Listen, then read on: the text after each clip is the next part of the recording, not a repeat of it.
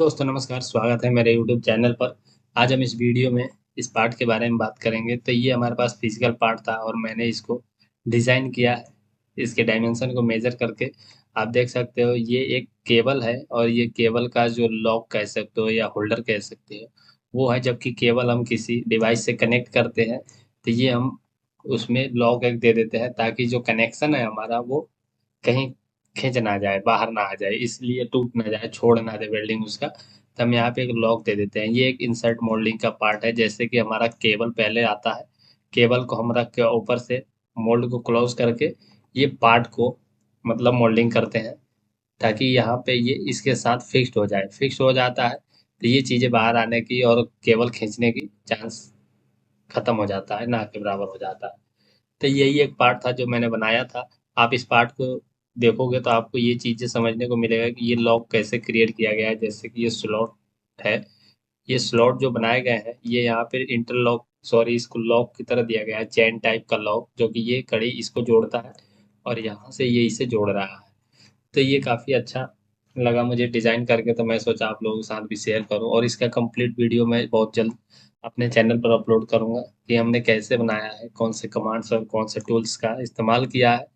आप देखोगे तो आप भी सीख सकते हो इस टाइप के पार्ट को क्रिएट करने का बिल्कुल ही आसान तरीका। आप सीखते हो, मुझे पता है, आप देखते हो वीडियो, क्योंकि लाइक और कमेंट्स आते हैं तो मुझे लगता है कि आपने वीडियो को देखा है और चीज़ों को समझा है। लेकिन और भी वीडियोस यूट्यूब पे आपको मिलेंगे, लेकिन मेरा मकसद ये था कि मैं जब वीडियो बनाऊंगा तो चीज़ों को सिंपल करूंगा, क्योंकि एनएक्स में ढेर सारे कमांड्स और फीचर्स दिए गए हैं। तो मैं उतना ही यूज करता हूँ ताकि चीज़ों को सिंपल किया जाए, आसान किया जाए, ताकि और भी लोग इसको देख के सीख सकें, समझ सकें। क्योंकि देखिए, हिंदी मीडियम वालों के लिए डिज़ाइन बहुत बड़ा हुआ है।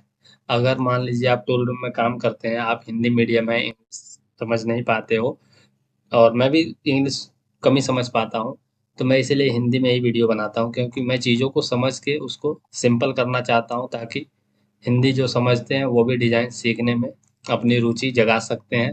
क्योंकि ज़रूरी नहीं है कि आपको जब इंग्लिश आएगा जब भी आप डिज़ाइन सीख पाओगे। डिज़ाइन देखने में एक कंप्यूटर वर्क है, सारी चीज़ें इंग्लिश में होती है तो थोड़ा सा हुआ लगता है, पर ऐसा कुछ नहीं। हुआ को हम हलवा बनाएंगे अगर आप मेरे साथ रहोगे।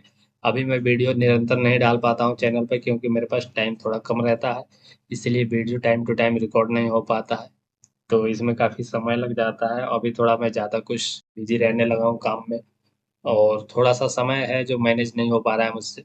पिछले कुछ दिनों से मैंने रोज वीडियो डालना शुरू किया था, लेकिन अभी थोड़ा वीडियो आ रहा है, थोड़ा लेट हो जा रहा है। तो हम चीज़ों को आसान करेंगे और आपको सिखाएंगे कि आप एक हिंदी मीडियम स्टूडेंट हो फिर भी आप डिज़ाइन सीख सकते हो। अगर आप मेरे वीडियो को देखते हो तो मैं पूरी कोशिश करता हूँ इसको आसान तरीके से समझाने और बताने के लिए। अगर आप मुझसे जुड़े हैं तो जुड़े रहिए। देखिए, मैं सारी चीज़ें तो आपको नहीं बता सकता, लेकिन हाँ, आपको मोल्ड डिज़ाइन और पार्ट डिज़ाइन, ये 2 चीज़ें आपको मैं सिखा दूँगा। अगर आप टूल रूम में काम करते हैं या टूल रूम में काम करना चाहते हैं, तो आप मेरे चैनल से जुड़ के चीज़ों को सीख सकते हैं और समझ सकते हैं। और मैं आपसे कुछ दिल की बातें करने वाला था, जो कि इस वीडियो को इसीलिए मैंने लिया था। इस वीडियो में आपको ज़्यादा कुछ सीखने को नहीं मिलेगा, पर हाँ, समझने को मिल सकता है। जैसे कि आप एक बिगिनर हैं और आप डिज़ाइन सीख रहे हैं और आपको लगता है कि आप कुछ हद तक सीख गए हैं और आप अब चाहते हैं कि मैं कहीं इंटरव्यू या ट्रायल दूँ ताकि मैं जॉब जॉइन कर सकूँ और कुछ पैसे कमा सकूँ। तो उस पर्पज़ से अगर आप इस चीज़ को सुनेंगे तो आपको चीज़ें समझ में आएगी। देखिए, अगर आप डिज़ाइन के लिए कहीं इंटरव्यू देने जा रहे हैं तो आपसे 2-3 चीज़ें ज़्यादा पूछी जाती है। जैसे कि आपको कोई 2D ड्राइंग दे दिया जाएगा, उससे बोला जाएगा आपको इसमें 3D कन्वर्ट करना है, या फिर कोई 3D मॉडल दे दिया जाएगा और बोलेंगे कि इससे 2D ड्राइंग बना दो। या फिर एक और काम दिया जाता है जो कि डिज़ाइनर के लिए ज़्यादा इम्पोर्टेंट होता है। अगर आप एज अ बिगिनर जा रहे हो तो अगर ज़्यादा आपके पास एक्सपीरियंस हो जाता है करते करते, जैसे वर्क एक्सपीरियंस यानी ईयर्स के हिसाब से 2, 3, 4, 5 ईयर्स, तो उसमें आपको एक प्रोजेक्ट ही दे दिया जाता है। जैसे एक पार्ट दे दिया जाएगा, बोला जाएगा इसका मोल्ड डिजाइन करो आप कंप्लीट। अगर आप बिगनर हो तो आपसे 2-3 चीज़ें पूछी जाएगी, जैसे एक 2D दे दिया जाएगा, उसको बोला जाएगा 3D में कन्वर्ट करो, और कोई 3D मॉडल दे दिया जाएगा, उसको बोला जाएगा इसको 2D कर दो।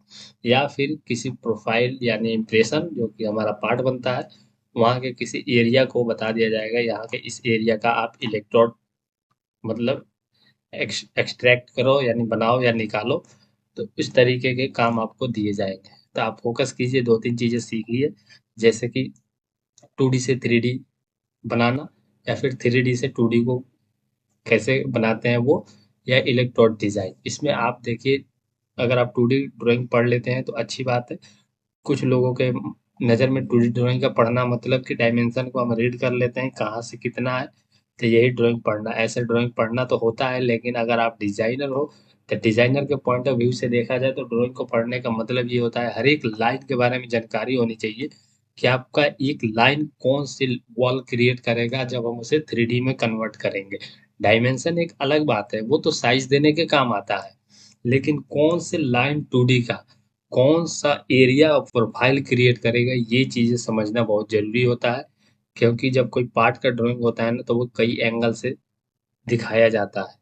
तो इस तरीके से ड्राइंग पढ़ना सीखो, थोड़ा सा डीप लर्निंग रखो ड्राइंग की, ताकि आप एक डिज़ाइनर हो तो आपकी ड्राइंग पढ़ने की नज़रिया अलग होना चाहिए। अगर आप एक ऑपरेटर हो तो आपका ड्राइंग पढ़ने का नज़रिया थोड़ा अलग होगा। तो अगर आप सही ड्राइंग रीड कर लेते हैं तो आप 3D कन्वर्ट कर पाएंगे आसानी से।